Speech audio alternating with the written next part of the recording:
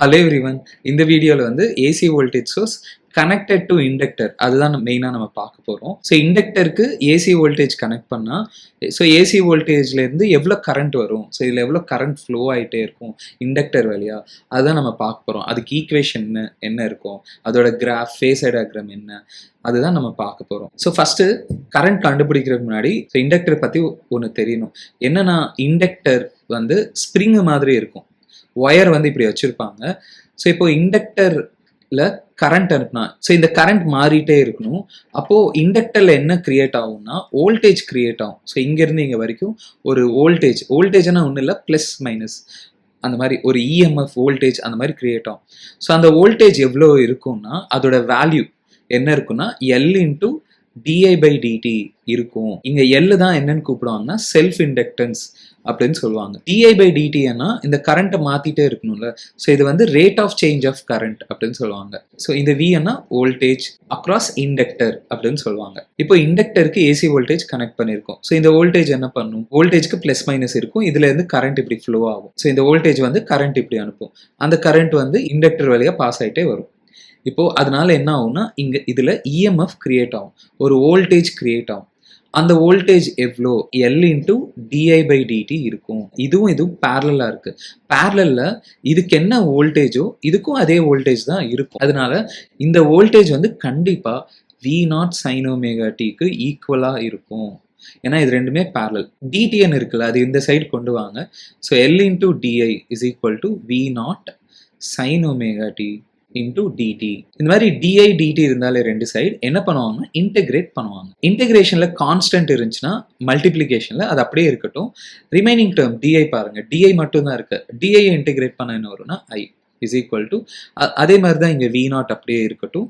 So சைனை integrate பண்ணால் என்ன வரும்னா மைனஸ் காஸ் வரும், மைனஸ் காஸ் ஒமேகா டி. அப்புறம் டைமுக்கு முன்னாடி ஒமேகா இருக்குல்ல, இன்டெகிரேஷன்ல அதை டிவைட் பண்ணும். ஸோ இதுல இருந்து கரண்ட் என்ன வருதோ பாருங்க, கரண்ட் இஸ் ஈக்குவல் டு எல்லாம் அந்த சைடு அனுப்புனீங்கன்னா இந்த மைனஸ் முன்னாடி வைங்க, minus V0 divided by omega L அப்படின்னு வரும் into cos of omega D அப்படின்னு வருது. ஸோ கரண்ட் த்ரூ இண்டக்டர் வந்து minus V0 by omega L cos of omega T. Again current பாருங்க காஸ் மேல டிபெண்ட் ஆகுது. இப்போ இதுக்கு கிராஃப் போடலாம், கரண்ட் எப்படி மாறிட்டே இருக்கோ கிராஃப் போடலாம். கிராஃப் போடுறதுக்கு முன்னாடி உங்களுக்கு இந்த பேசிக் பாயிண்ட் தெரியணும். இப்போ காஸ் எக்ஸ் இதுக்கு கிராஃப் பார்த்தீங்கன்னா நம்ம பார்த்தோம் ஹையஸ்ட் வேல்யூல இருந்து ஸ்டார்ட் ஆகிட்டு இப்படி ஆல்டர்னேட் ஆகிட்டே இருக்கும்.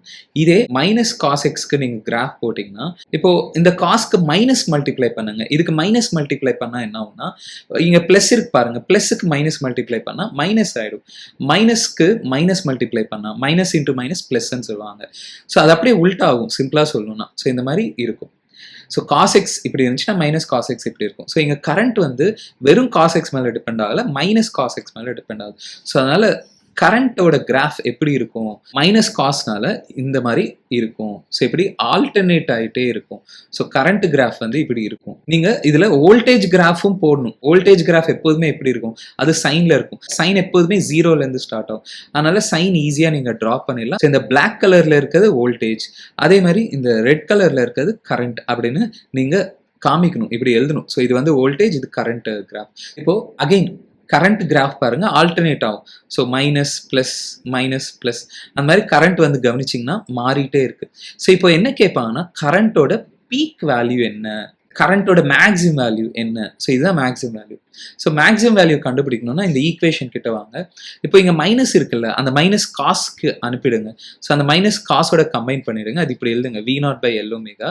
இது வந்து minus cos omega T. Peak current வேணும்னா இது வந்து நீங்க I0 அப்படின்னு எழுதுனீங்கன்னா இது எது மேல டிபெண்ட் ஆகுது பாருங்க, மைனஸ் காஸ் ஒமேகா டி மேல டிபெண்ட் ஆகுது.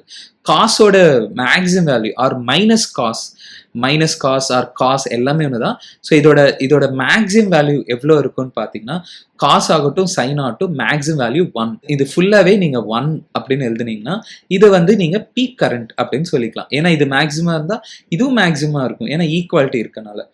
ஸோ இதுக்கு பதிலாக இது 1ன்னு போட்டுங்க. ரிமைனிங் என்ன இருக்கோ பாருங்களேன், V0 பை எல் ஒமேகா அப்படின்னு இருக்கு. Peak current is equal to peak voltage divided by L omega அப்படின்னு வருது. நம்ம லாஸ்ட் வீடியோலயும் பார்த்தோம், current is equal to voltage by resistor சர்க்யூட்ல ரெசிஸ்டன்ஸ் வந்திருக்கும். ஆனா ரெசிஸ்டன்ஸ்க்கு பதிலா இங்க எல் ஒமேகா அப்படின்னு வருது இல்ல, அதனால இந்த எல் ஒமேகாவை எக்ஸ்எல் அப்படின்னு பேர் வச்சுப்பாங்க. So XL is equal to L omega. இந்த எக்ஸ்எல் என்னன்னு கூப்பிடுவாங்கன்னா, இங்க இண்டக்டர் இருக்கனால இண்டக்டிவ் ரியாக்டன்ஸ் அப்படின்னு எழுதுவாங்க. ஸோ இது வந்து இண்டக்டிவ் ரியாக்டன்ஸ். இதோட யூனிட்ஸ் வந்து ஆஸ் யூஷுவல் ரெசிஸ்டன்ஸ்க்கு பதிலாக இருக்கனால யூனிட்ஸ் வந்து ஓம்ஸ். பீக் கரண்ட் வந்து பீக் வோல்டேஜ் பை எக்ஸ்எல், ரெசிஸ்டன்ஸ்க்கு பதிலாக எக்ஸ்எல் அப்படின்னு போட்டுக்கலாம். ஏன்னா இது இண்டக்டர் சர்க்கியூட்னால. மறுபடியும் இந்த ஒரிஜினல் ஈக்குவேஷனுக்கு வாங்க. கரண்ட் ஈக்குவேஷன்ல V not by L omega, இதுதான் நம்ம என்னன்னு சொல்லுவோம், பீக் கரண்ட்னு சொல்லுவோம். இதை வந்து நான் இங்க எழுதுறேன் பாருங்க. Current is equal to current through inductor is equal to, இதுக்கு பதிலாக நம்ம என்னன்னு போட்டுக்கலாம், ஐ நாட். ஏன்னா அதுதான் பீக் கரண்ட். இதுக்கு பதிலாக ஐ நாட் போட்டுக்கிறேன். இங்க மைனஸ் இருக்கு பாருங்க. ஸோ அதனால அந்த மைனஸ் இப்போ முன்னாடி எழுதிக்கிறேன். Minus I naught cos omega D அப்படின்னு வருது. இப்போ ஃபேஸ் ஆங்கிள் பத்தி பார்க்கலாம். கரண்ட் த்ரூ இண்டக்டர் வந்து என்ன வந்துச்சு, minus I naught cos omega T வந்துச்சு. ஆனா வோல்டேஜ் அக்ராஸ் இண்டக்டர் நம்ம என்ன கொடுத்துருக்கோம், V naught sine omega T கொடுத்துருக்கோம். இப்போ ஃபேஸ் ஆங்கிள் செக் பண்ணும். ஃபேஸ் ஆங்கிள் செக் பண்ணும்போது நான் ரூல்ஸ் சொல்லியிருந்தேன், நீங்க சைன் இருந்தால் இதுவும் சைன்ல தான் இருக்கணும், அப்புறம் வெளியில மைனஸ் எல்லாம் இருக்கக்கூடாது. ஸோ அதனால இப்போ என்ன பண்ணுவாங்கன்னா, இந்த காஸ் இருக்குல்ல, காஸ் தீட்டா வந்து சைன் ஆஃப் 90 மைனஸ் தீட்டா அப்படின்னு எழுதுவாங்க. இது வந்து இப்படி எழுதிப்பாங்க, minus I not sine of 90 minus omega T. So இந்த மைனஸ் வெளியில இருக்கனால தான் இங்க பை பை 2 மைனஸ் ஒமேகா டின்னு எழுதுவாங்க. இப்போ இந்த மைனஸ் உள்ள அனுப்புவாங்க, I not minus of minus இங்க பிளஸ் ஆயிட்டு ஒமேகா டி வந்து பாசிட்டிவா இருக்கும். அப்புறம் இந்த மைனஸ் பை பை 2 மல்டிப்ளை பண்ணா மைனஸ் பை பை 2 அப்படின்னு வரும். வோல்டேஜ் அக்ராஸ் இண்டக்டர் பாருங்க, ஃபேஸ் ஆங்கிள் ஒமேகா டி இருக்கா, ஆனா கேப்பாசிட்டர்ல பாருங்க ஒமேகா டி இருக்கு, ஆனா அதுல பை பை 2 இன்னும் கம்மியா இருக்கு. ஏன்னா சப்ராக்ட் பண்றாங்க, பை பை 2 வந்து எடுத்துடுறாங்க.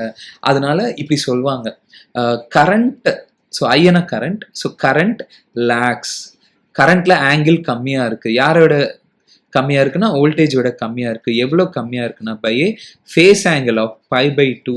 இண்டக்டர் சர்க்கியூட்ல கரண்ட் வந்து லேக் ஆகும், கரண்ட்ல கம்மியா இருக்கும் ஃபேஸ் ஆங்கிள். ஆர் இப்படியும் சொல்லுவாங்க, voltage leads current by a phase angle of pi by 2. இப்போ ஃபேஸர் டயக்ராம் பார்க்கலாம். எப்படி ஃபேஸர் டயக்ராம் ட்ரா பண்ணுவாங்கன்னா, நம்ம பார்த்துருக்கோம், எக்ஸ் ஆக்சிஸ் இப்படி ட்ரா பண்ணிக்கோங்க. ஸோ ஃபேஸர் டயக்ராமில் கரண்ட்டும் வோல்டேஜும் வெக்டர்ஸாக எடுத்துப்பாங்க. அப்புறம் இந்த ஃபேஸ் ஆங்கிள் வந்து ஆங்கிள் மேட் வித் எக்ஸ் ஆக்சிஸ்ன்னு எடுத்துப்பாங்க. இப்போ வோல்டேஜ் பார்க்கலாம், இது ஈஸியராக இருக்குது. இதோட ஃபேஸ் ஆங்கிள் வந்து ஒமேகா டி அப்படின்னா எக்ஸ் ஆக்சிஸோட ஒமேகா டி பண்ணும் அப்படின்னா கண்டிப்பாக வோல்டேஜ் வந்து இப்படி இருக்கும்.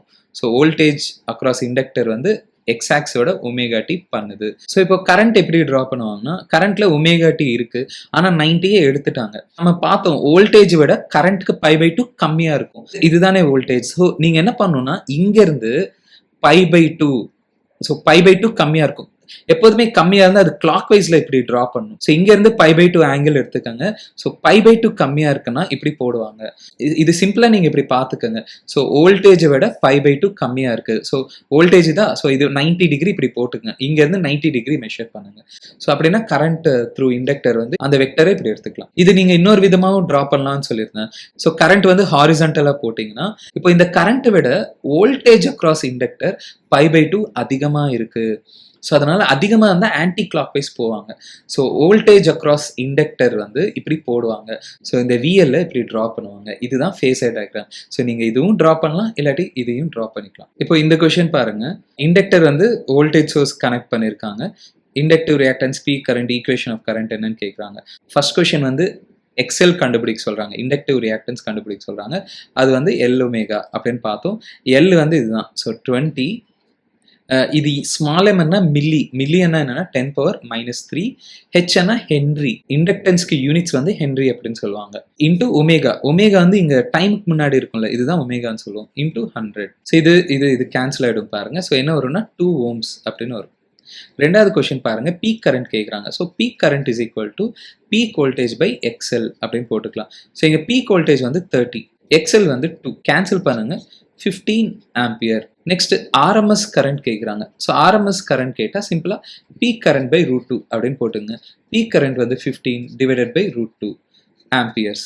மூணாவது பாருங்க, ஈக்குவேஷன் ஆஃப் கரண்ட் கேட்குறாங்க. இது ரெண்டு விதமாக எழுதிக்கலாம்.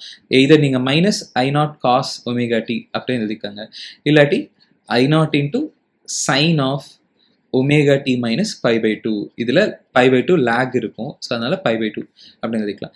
ஸோ இப்படி எழுதினீங்கன்னா I is equal to minus I not வந்து 15 வந்துச்சு. ஸோ 15 காஸ் ஆஃப் ஒமேகா வந்து 100ன்னு இருக்கு பாருங்க. So 100 into t. இதே நீங்கள் சைனில் எழுதுனீங்கன்னா 15 into sine of 100 into t minus pi by two அப்படின்னு எழுதிக்கலாம்.